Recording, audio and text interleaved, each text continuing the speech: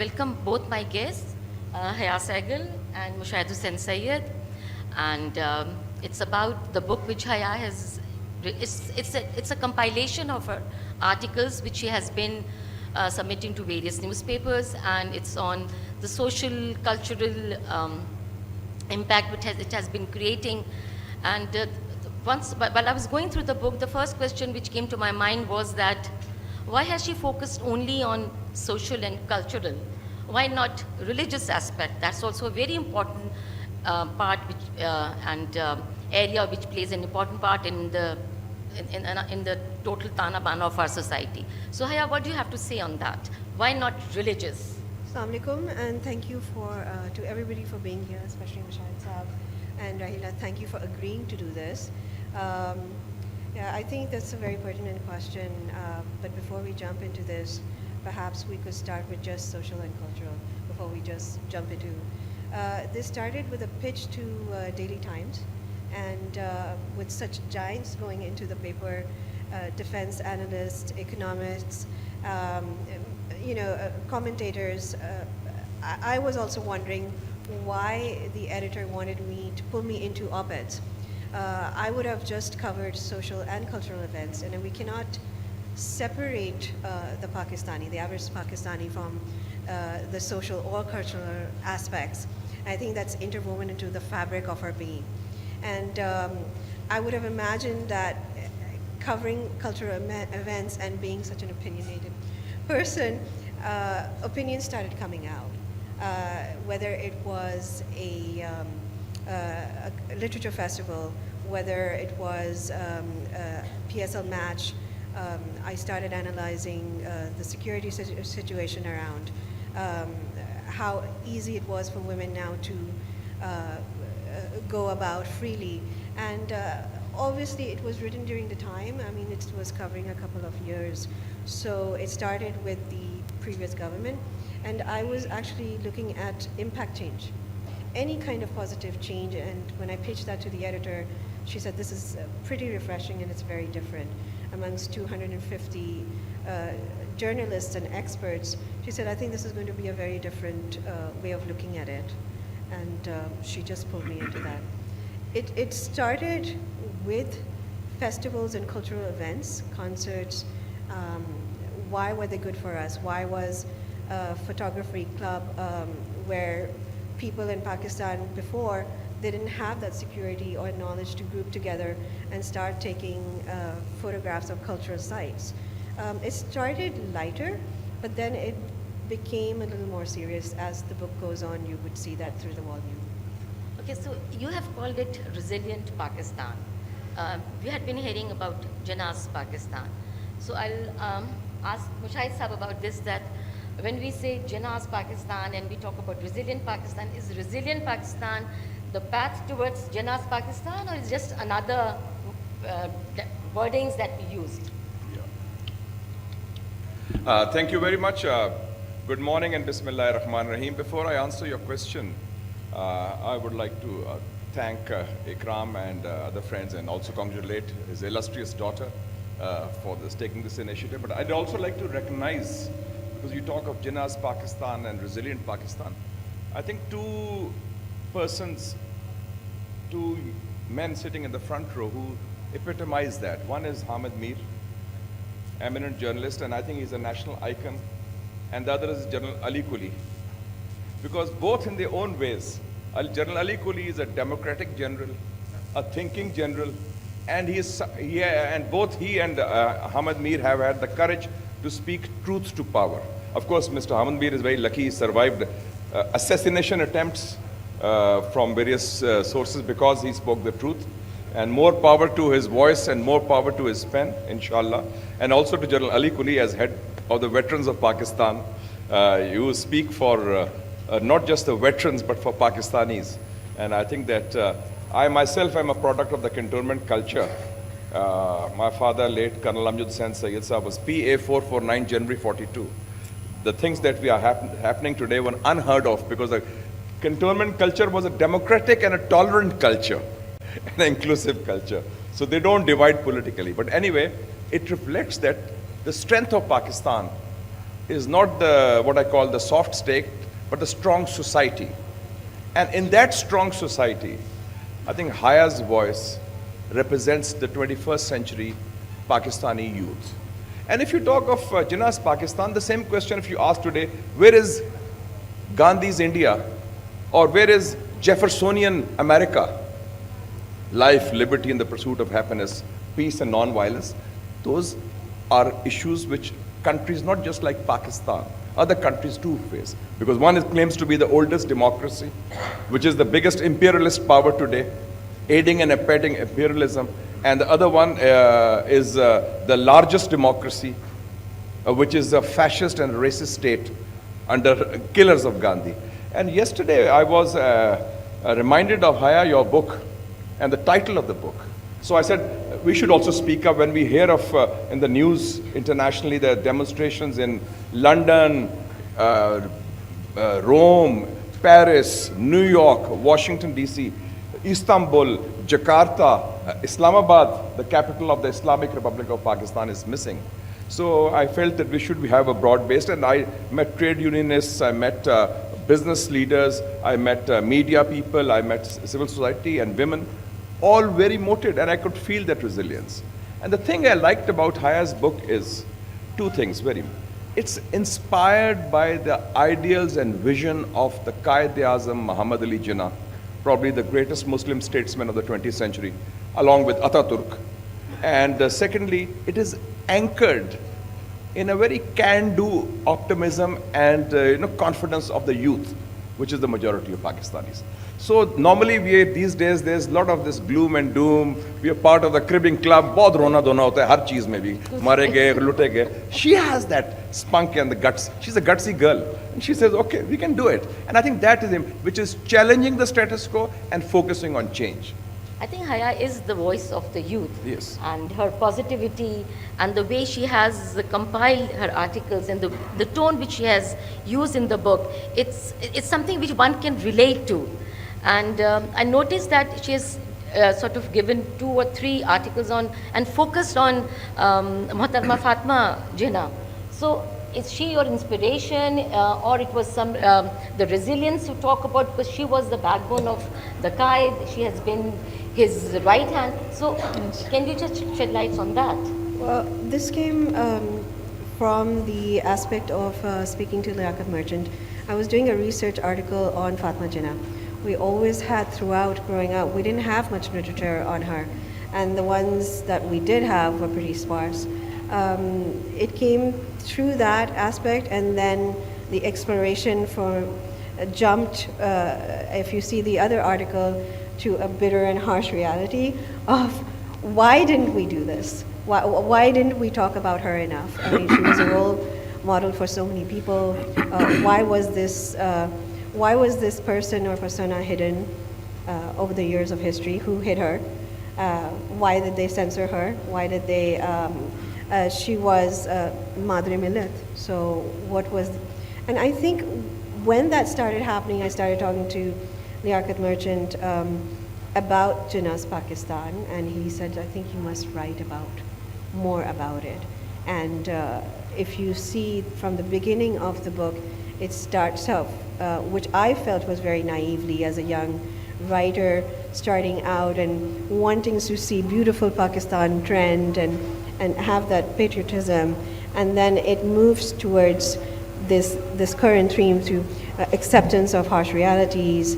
And then, I've even made fun of myself in the beginning. I've called the first volume Through Rose-Colored Glasses. Yeah. Because it moves. But however, when other people read it, the owner of a newspaper called me up and he said, I don't think it was naive at all. I don't think it was immature at all. I think that you had some kind of spirit. And he didn't, I'm very blessed that despite differing opinions, that I was surrounded by people who let me have that voice, whether it was the papers, the editors, and even my own family. Great. So I'd just like to add what she said about Madre Millet, because I think that Madre Millet Fatima Jinnah was a very great lady, and the decision when the Qaid-e-Azam decided that he was very clear after the October 1937 session of the Already a Muslim League in Lucknow, which incidentally my father attended as a student leader of Muslim Students Federation. The Qaid set up two wings of the Muslim League. One was the youth wing, one was the women's wing, and that's where Madre Millat came side by side with him to tell the Muslim women that time has come out and struggle for Pakistan. And that is the key thing. And Haya in a book mentions her as one of the symbols of women's empowerment and a role model for Muslim women. And I think she's one of our unsung heroes. I was about to say that over a period of time, somehow or the other, her contributions, whatever she has been doing, it has just gone and vanished somewhere. And I think it's been taken over by a different aspect of what we describe now as feminism, but she was definitely a feminist leader Yes, back yes, then. absolutely. Absolutely. She was leading women's rallies back then, but somehow all of this got drowned by what we see as active feminism, and it just gets taken from one lens that this happened now in Pakistan, but it didn't. It was happening back then to create Pakistan. And Rahila, we should not forget one thing. We talk of fundamentalism or secularism and right and left politically. In 1965, the combined opposition parties included Wali Khan, Maulana Maududi, all the Hussain Shahid Sorwardi had died before, but Awami League and Maulana Bashani, all of them supported Madre Millat Fatima Jinnah as the unified candidate against Field Marshal Ayub Khan. And if the elections had not been rigged, I think she would have won the election because she won in East Pakistan, by the way. She won in Karachi also. Yes. And even the BD system, if the elections had not been rigged, perhaps the history of Pakistan would have been different. So because of her standing up to Ayub Khan, and then I think the officially certified truth, as I call it, जो सरकारी सच हम कहते हैं, जिसके खिलाफ हामिद साहब आप भी बड़ी बात करते हैं, तो वो that I think drowned out her actual contribution and role because of that reason. And then later on, politics also takes over. Because I think over a period of time, we've developed this habit of changing the history. Yes. Or over a period of time, I think शायद a couple of decades down the line, सच और झूठ का फर्क भी शायद नहीं बता सकेंगे हमारे youth, unless we have voices like Haya, the youth who's representing, who have the courage. Who put it to speak. place it on record, the contribution. Exactly. That it has to be brought in black and white so that people and the next generation could remember, they could recall. So but you'll also इसमें एक और बात मैं कर दूं, इनकी मैं quote लेके आया हूं about the Qaid-e-Azam also. The Qaid-e-Azam was a big supporter of feminism and women's rights in those days. आप देखें इनकी quote आपने जो मेरी की है, I have always maintained that no nation, and this is quote from your page 19 of your book. I've always maintained that no nation can ever be worthy of its existence that cannot take its women along with the men. No struggle can ever succeed without women participating side by side with men. There are two powers in the world. One is the sword and the other is the pen. There is a great competition and rivalry between the two. There is a third power stronger than both, that of the women. Qaid-e-Azam Muhammad Ali Jinnah. Look at that. It's so powerful. And you quoted it. And she has also mentioned that, well, that was Muhtarma Fatima Jinnah, very correctly mentioned and very, आपने बहुत अच्छी तरह से you just quoted her. Another lady whom she's also आज के कारण दौर में my personal favorite also is Lieutenant General Nigar. So Nigar Johar. Nigar Johar. Yes, correct. Yes. So, I mean, can you just share your thoughts on that? You spoke to me about that you had watched a drama, but I Yes, had met it's her. a beautiful drama, the film they have made. This was an interesting one. I didn't even think that she would give me an interview. She was, I think, a major general before when I did it, and then she was promoted, and she's the only female lieutenant general, I believe, from the Pakistan Army. And three-star she's general. The first one. Head of the Army Medical yeah, Corps. in the yes, and she is phenomenal.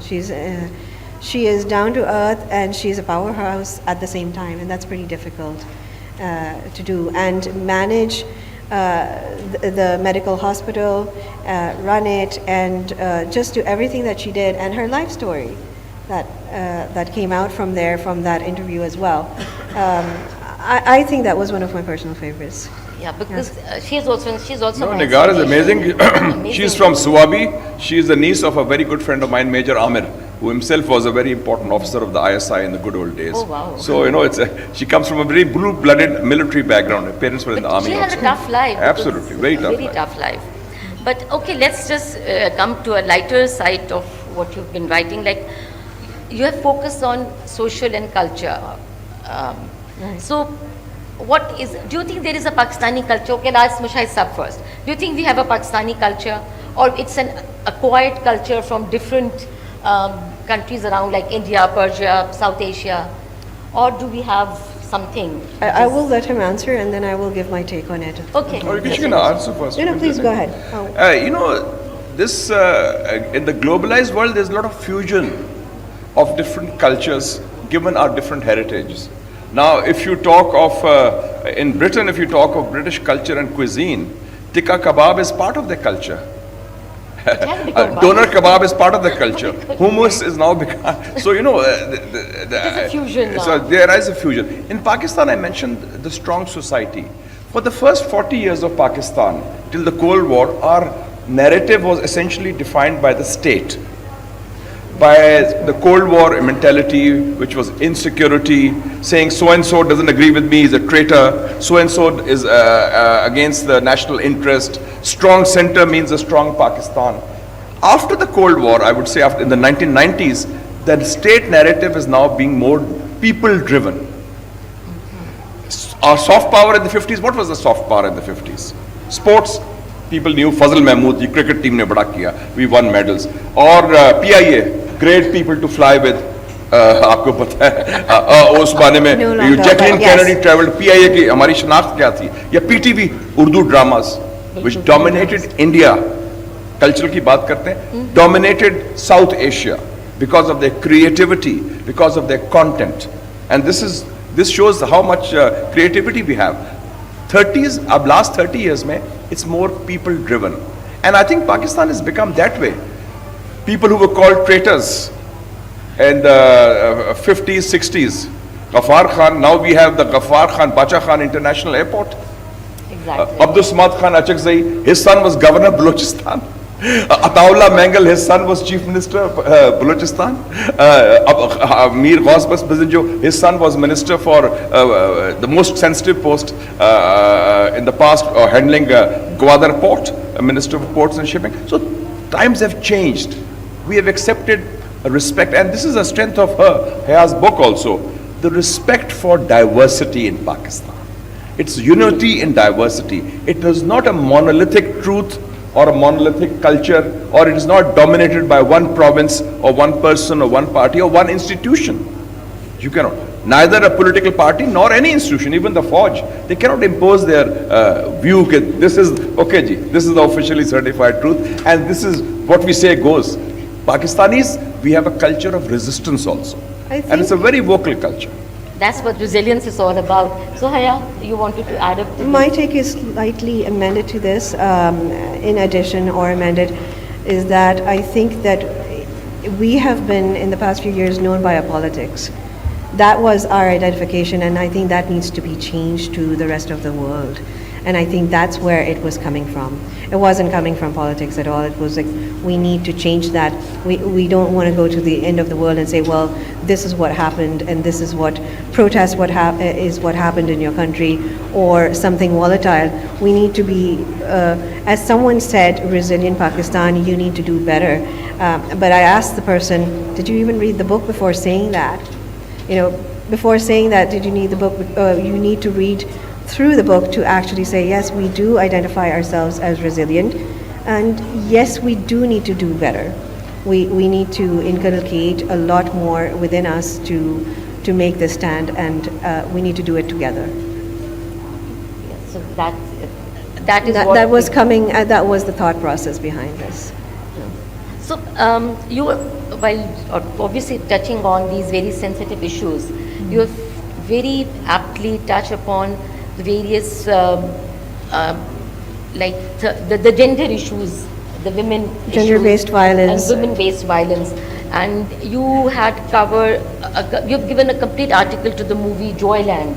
Yes, that's So- one of them. That's just one. That's one out of 120. Yes, over. So, and where you mentioned that how we have to accept the rights of people, whether it's gender-based or Of any kind. I mean, I think the state that was created in an answer to one of the questions that was asked about, are we living in Jinnah's Pakistan? No, we're not, right? But because it was envisioned differently, but we're living in the Pakistan that he created. That it was envisioned differently for minority communities to have their rights. The white in the flag is very important to recall, and I think that's also a running theme in the in the book, that we're not there yet, but we are making strides and changes. We are doing we have this. a long way to go. We have a long way to go, but there is something that's coming out from here. It is a voice, and it is coming out. I don't think that we should ignore this.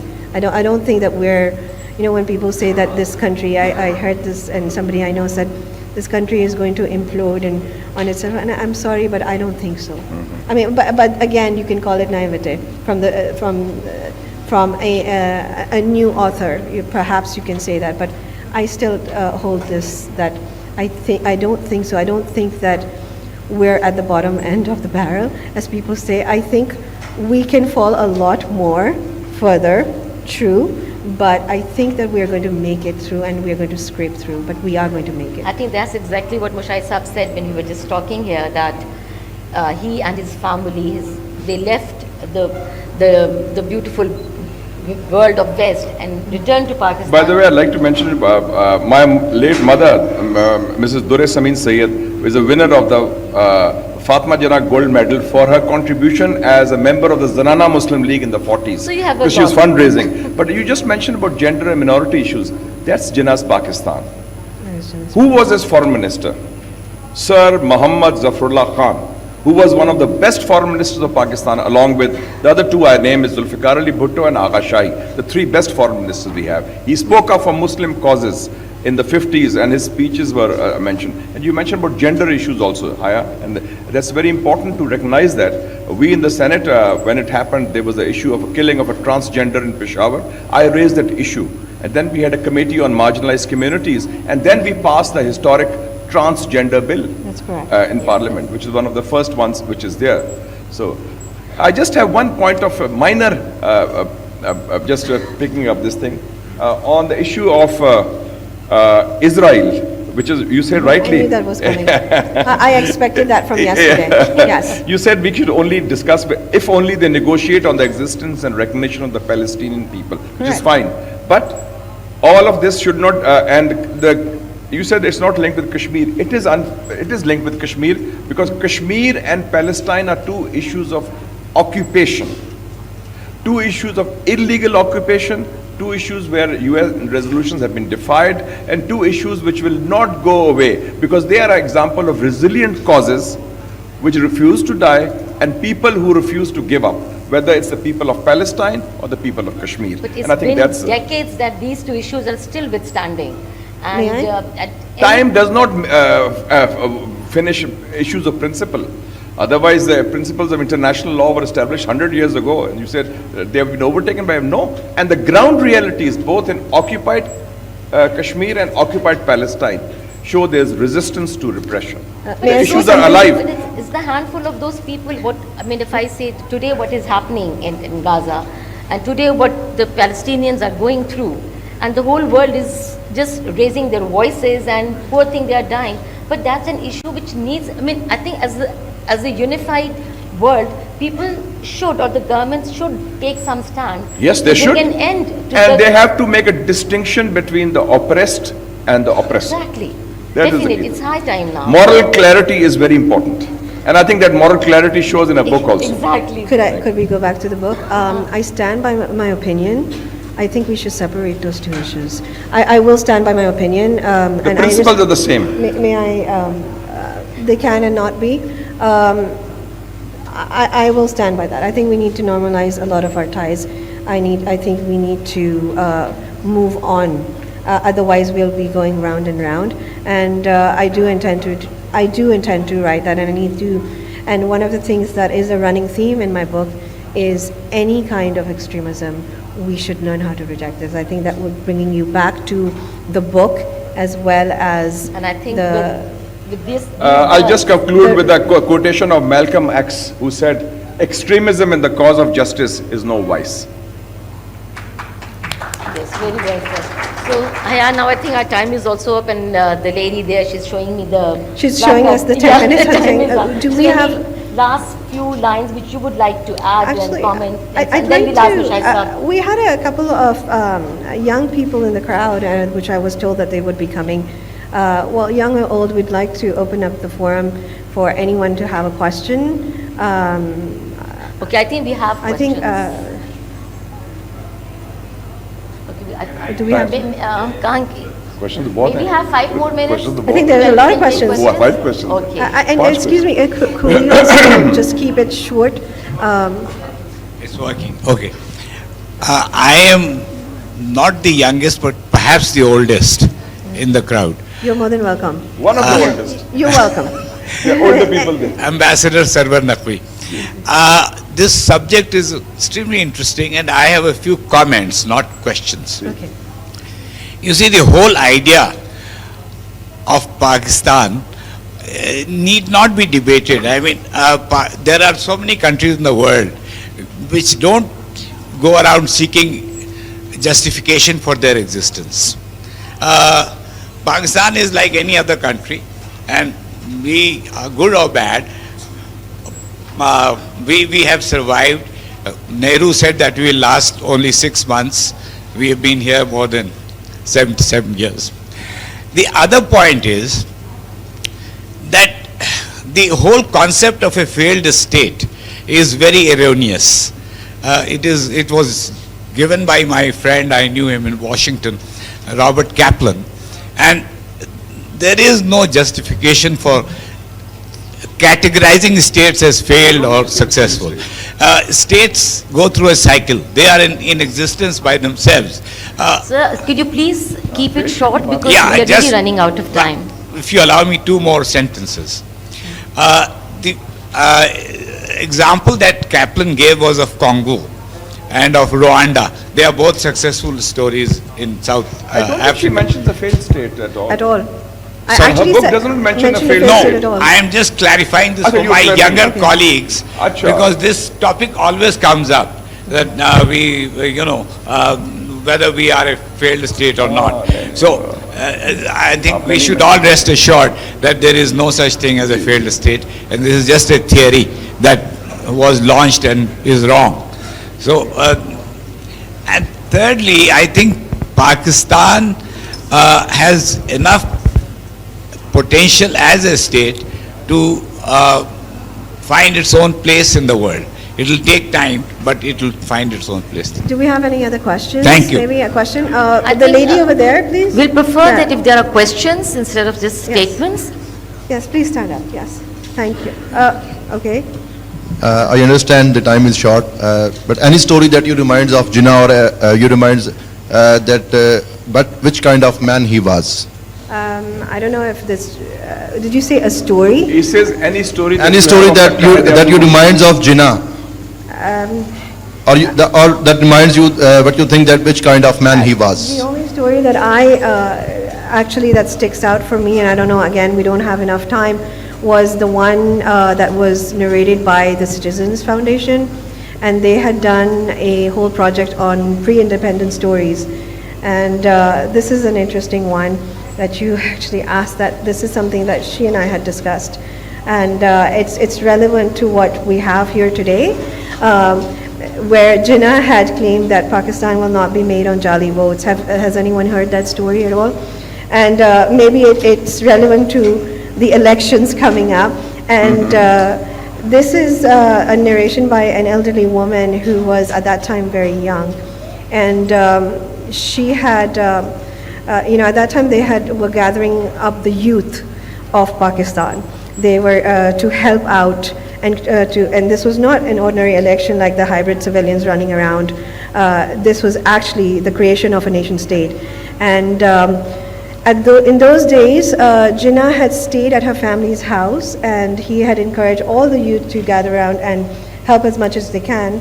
And here's this young lady, and what was going around in her head, she goes and she puts in 2 Jali votes, Jali being fake votes. And this has always stayed with me because Jinnah being the man that he was, it comes out that when he found out, he was livid, he was furious, you know, and he made her or somebody go and take out the exact number of votes, and his reasoning, I don't know how authentic or true the story is, but it was, his reasoning was that Pakistan will not be made on jali votes. Very good. So we'll take one more question because Please the go time ahead. is really The up. young lady, please, go ahead. Okay, Yes. हाँ. Assalamu alaikum. My name is Hafsa and my question is for Ms. Haya. So Pakistan is undoubtedly a resilient nation, but at the same time no nation should have to go through so many socio-economic struggles where its people have to show resilience time and again. How far do you think we are from getting to a point where we can say Pakistan is prosperous more than it is resilient? Thank you. We are pretty far, but it doesn't mean that hope is out. I think that as soon as we focus on our educational system and unify that, I think we are going to be on our way. And I think I've spoken about that consistently throughout the book, that unless we focus on that and unify the system and stay away from radicalized thoughts or processes and extremist thoughts, we're not going to get anywhere. But we have to teach our children the distinction. We have to teach our children the distinction of what is, for example, the Palestinian cause versus an extremist group like Hamas, and actually teach them the distinction of, you know, just because it looks like a Muslim or eats like a Muslim, it doesn't mean that what they're selling to you is the truth. But coming back to you, I think that the more that we educate our children and create that distinction, and the lesser protests that we have that halt the country to a complete stop, I think dialogue is what is going to be very important. Instead of overriding what people have to say and putting them and pushing them into a corner, that is where resilient Pakistan is going to come out. It's not about like shutting a person up and literally cutting them down. It's really that we are lacking dialogue. We are lacking the ability to have two viewpoints together. I think what your question is, it's pretty relevant. We do have a lot and a long way to go, but we're not there yet. So we do have light at the end of the tunnel, and as Haya's mentioned that we have to have a dialogue, we have to have, give a sort of positivity to each other's But opinion. it shouldn't be a dialogue of the deaf. Exactly. I mean, you have to take it positively, and then the best thing is that focus on education, try to give better and better education and to our masses, bring them up to a level where they can raise their voices. Instead of going out on the roads and protesting, we should use our voice to take it to the right corners. And with this positivity, I think I'll thank my guests, Haya and Mushahid Sayyed, for their brilliant contribution to what we've just discussed. Thank you so much. Thank you very much. Thank you for being here.